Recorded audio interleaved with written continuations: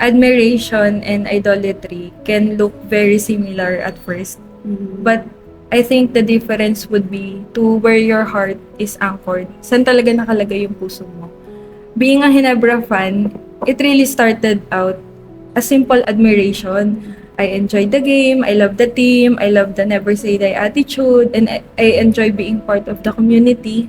Hindi ko namamalayan, I was really invested talaga emotionally to the point na it affect my time. Siyempre, kailangan pagbuhusan mo siya ng oras. Even yung mood ko doon na, to the point na parang may nakakaaway ako before na ibang team. Yung fan ng ibang team. For me, yung admiration, I think, is healthy. Yung idolatry, it is something na you allow thing to take space in your heart. Pag hindi natin siya babantayan, I think that's when the line start to blur na akala mo you admire something, pero yun pala, you fall in the trap of idolatry. We can realize na yung hinahanap natin, what our hearts are longing for, can only be satisfied in Him.